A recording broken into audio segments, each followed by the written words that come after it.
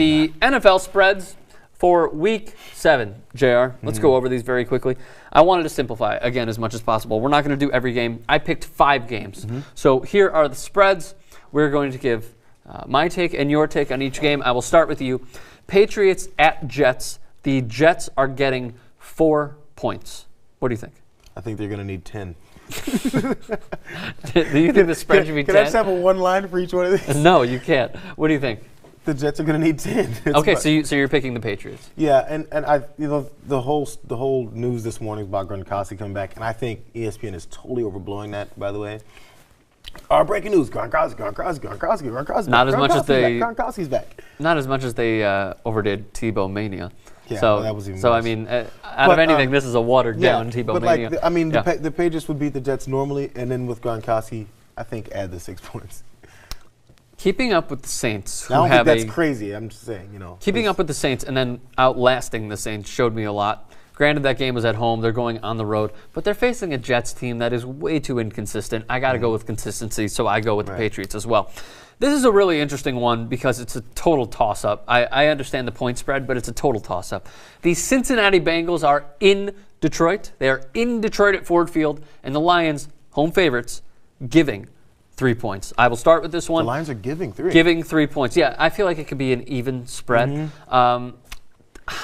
This one's really tough for me. I want to go with the Lions, but the Bengals are so unpredictable this year. They're really good some weeks, and then they're not good so much the next week. That's also what you can say about the Lions, which is why this would be an even spread. Yeah. It's the same assessment of both of these teams. But at home, you have to give them an edge. You think so? Yeah, you have to give the Lions an edge at home. I mean, just because they're home. We'll just give it that much. Wild card pick. I'm going with the Bengals. I don't know why. I feel like, look, the Lions don't make the playoffs for a number of reasons each year. These sorts of games are one of them. The sort of games that they should win at home, that they should win on the road, and then they commit stupid penalty after stupid penalty. It's going back to their track record.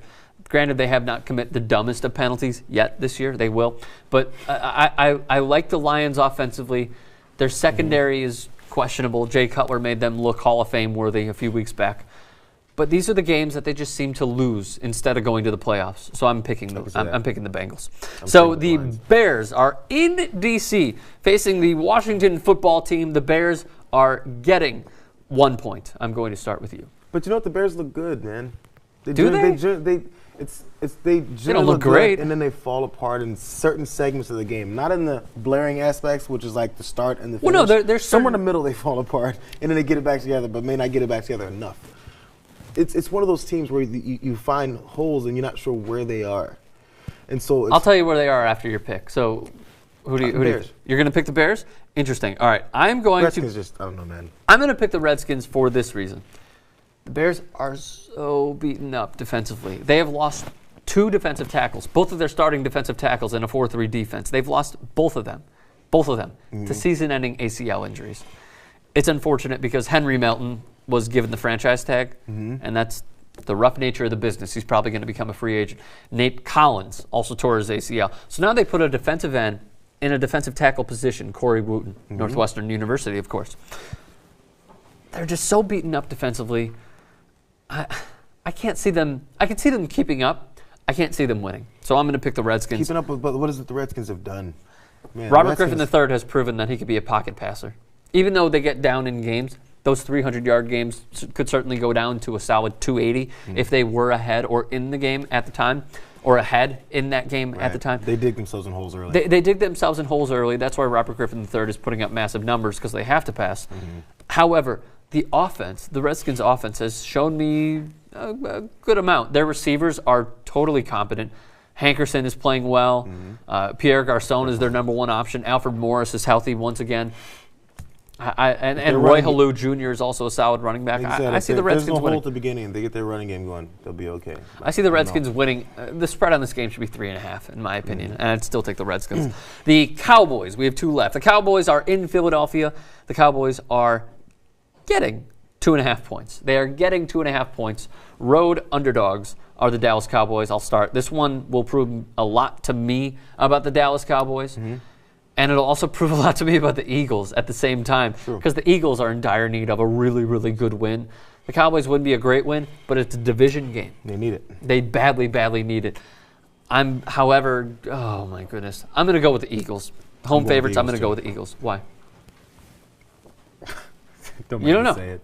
What? Well, Tony Romo,